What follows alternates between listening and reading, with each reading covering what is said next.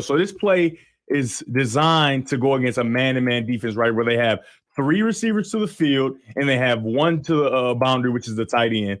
And they're going to bring 3 receivers across, right? And usually if it's man-to-man, you got guys chasing, you pick guys off, and you have the tight end coming underneath wide open. But they play zone, right? But they have a remedy for that, right, where you have Quorum, who's the running back, coming back in the backfield, and they figure out it's not man because Quorum lines up on the outside. That's another cool thing that you fans should look at. When you see a running back line up on the outside and nothing happens, he just comes back in the backfield, it's just to get a tail for the quarterback to see, is it man-to-man? Because if it's man-to-man, the linebacker will go out there and cover him. But if not, the corner will just expand and get over him. And so they line him up out there just to see if it's man-to-man. And I would like the play to be changed, but the thing is they have a remedy to run this play versus zone too. So that's why they left it on. Quorum comes back in the backfield, and they put him on a swing, right? They put him on a swing going to the field to the 3-man side.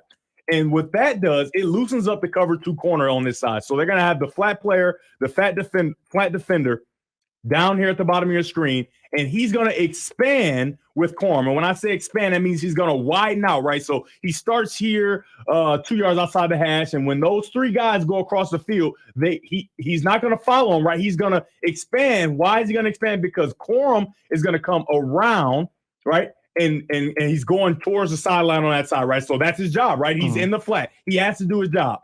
And then the thing that I don't like about the play is Cade's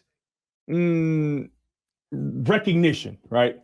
He doesn't notice what the coverage is fast enough so that he can have a chance to get back to the shallow cross, right? So he has his eye. When you drop back, and first of all, when Quorum comes into the backfield, you have to know, okay, it's zone, and I'm not going to get what I wanted as far as picks are concerned, right? Now, he doesn't see that the corner expanded, which means he has a free access throw to the tight end coming across in the shallow. Now, is he still going to take a shot? Absolutely. But I want him to be able to get to that faster so all can catch the ball and get vertical and get the first down right away, if that makes sense. Now, one other thing that you don't see, and this is just a general shallow cross rule, and that does make it tough on Shea.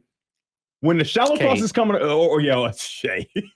Shay say, hey, man, brother, it ain't me this time. Shay, how you doing, buddy?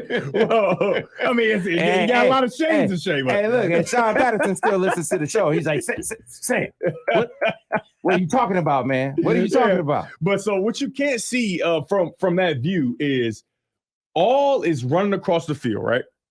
And a general rule for shallow crosses, you don't give your eyes until you get to the width of where the tight end will be on the other side of the field, right? So you're running and your eye, because the thing is you can't get caught looking at the quarterback, not looking at the quarterback. And then the quarterback thinks you're looking, he throws it, all those different things, right? So it's a general rule. You run across with your eyes facing straight out, which allows you to see the cover 2 corner and knows that you're going to have to choke your motor or maybe sit down. And then you don't give your eyes until you see until you're at the tight end on the other side's depth or where he would be. There's no tight end right there where he would be. And so that makes it kind of difficult because now all gives his eyes a tad bit late and Shea doesn't want to throw it. Now, the one thing I saw, geez Louise. Jeez Louise. Boy, Shay's like, just know when I say Shea, I mean Cade. Devin, what did I do to you, brother? So it's insane. But all does give his eyes right away because that's what he's supposed to do. So it makes it a little tougher on Cade. But the thing is for Cade, and what I saw all day during the pass game, and I gave you all the throws, so we're going to talk through quickly all the throws that he had and why that can, deter coach from calling it pass plays. Anticipation, right? And that's the one thing he kind of had last year, right? And it looks like he's getting gun shy where I got this 5-star behind me. I don't want to make mistakes, but you can't play football like that, right? You've got to have conviction in the way that you're doing things as a runner, as a thrower, as a decision maker. And so it seems like he knows exactly where to go, but it's like, I just want to make sure he's open. I want to make sure that and you can't play football that way. You have to anticipate. And a lot of football is guessing. Steve Young talked about it. Sometimes you don't know, right? You, based off of film study, based off of what you see, it's almost a hypothesis. You guess and you let it go with everything you got as if you're right. And then what happens, right? And it's kind of like, I don't want to make a mistake, the big mistake that's going to get me pulled out of the game. And so he waits until he's completely open and then throws it, which makes it late all the time on these plays he had. Gotcha.